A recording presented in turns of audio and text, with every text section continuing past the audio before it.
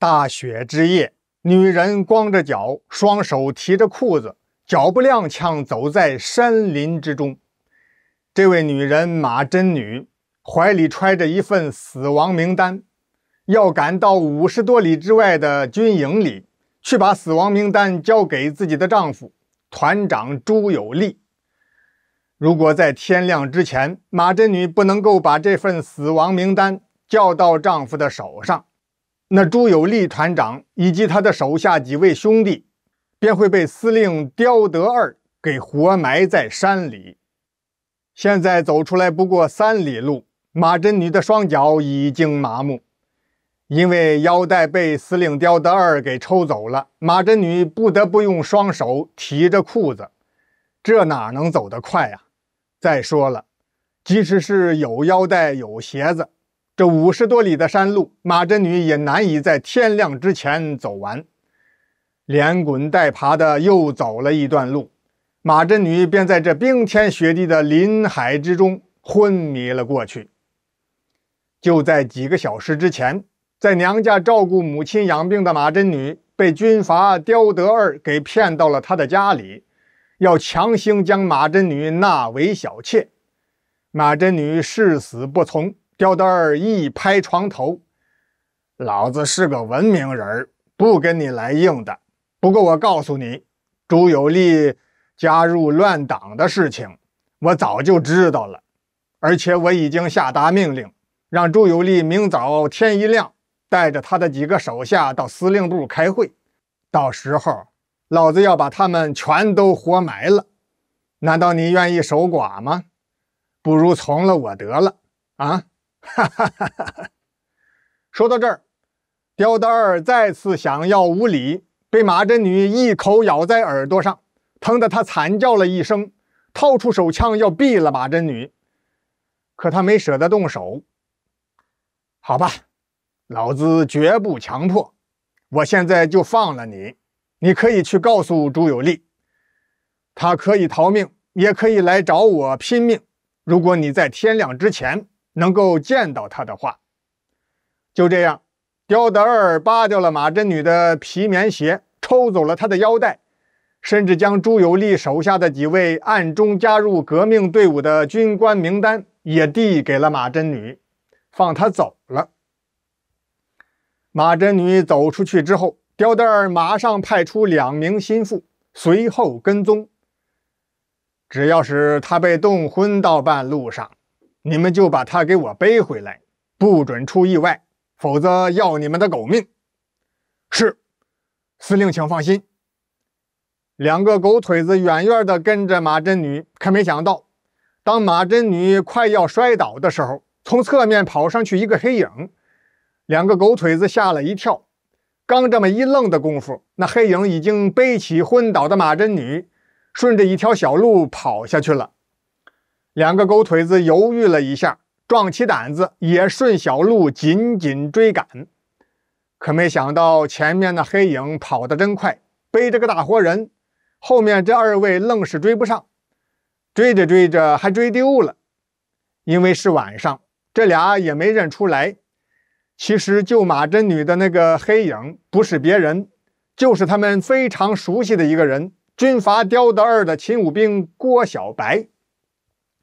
郭小白為什麼會突然出現救了馬真女呢？原來郭小白前不久也剛剛被朱有利團長給發展成為革命積極分子。今天他聽說軍閥司令刁德二抓了團長夫人馬真女，可把他給急壞了。當他正想拼了性命要破門而入去救馬真女的時候，就見馬真女頭髮散亂，衣冠不整地跑出了大門。料定馬真女光着腳跑不遠就會出事兒，於是郭小白這才緊緊跟隨，救了馬真女。他知道身後跟着2個刁德二的狗腿子，郭小白根本就不在意，只是加快腳步甩掉了這倆尾巴，七拐八拐來到了一個小村莊。外人都不知道，郭小白的爺爺是一位老獵人，就住在這個小村子裡。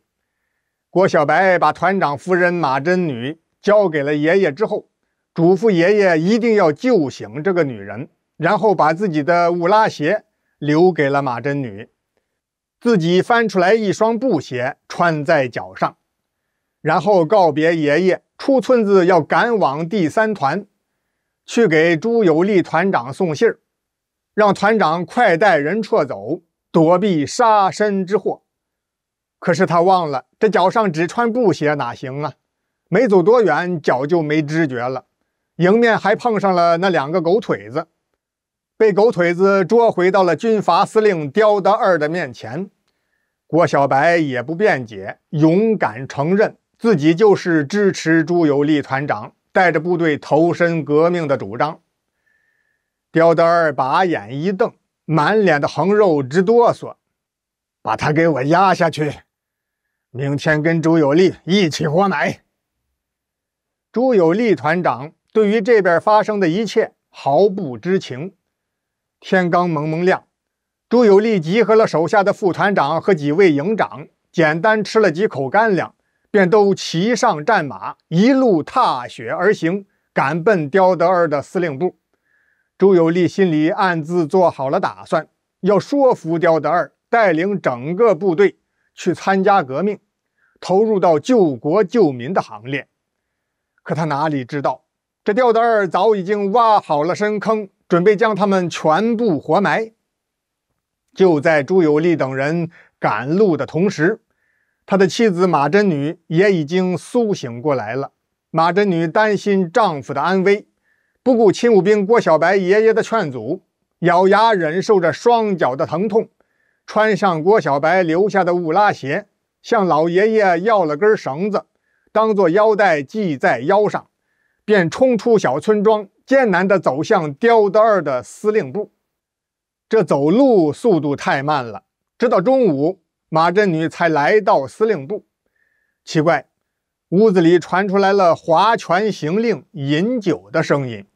馬真女抬腿進屋，衛兵並沒有阻攔。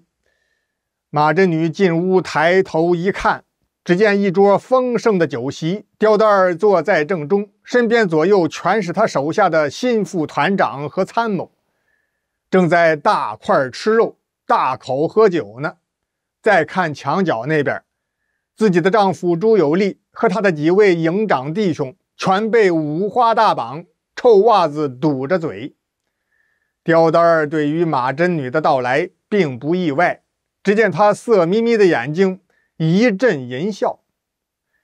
等會兒老子吃飽喝足了，就送姓朱的去見閻王。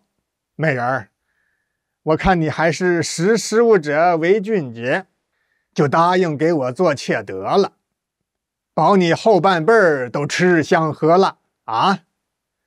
呸！馬真女一口熱痰吐在了刁德二的臉上，畜生，你不得好死！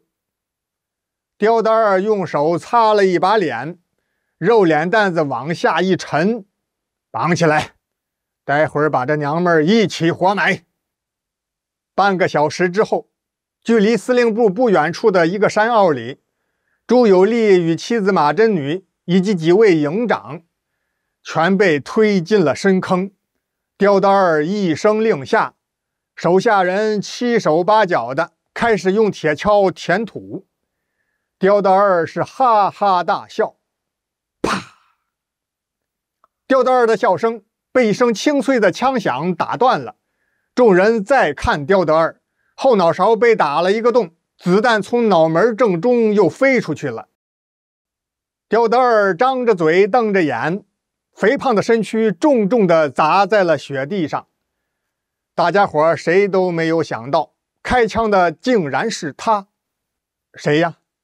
刁德二拜把子的兄弟，他最信任、關係最鐵的參謀長，人送綽號雙手神槍王的金大義。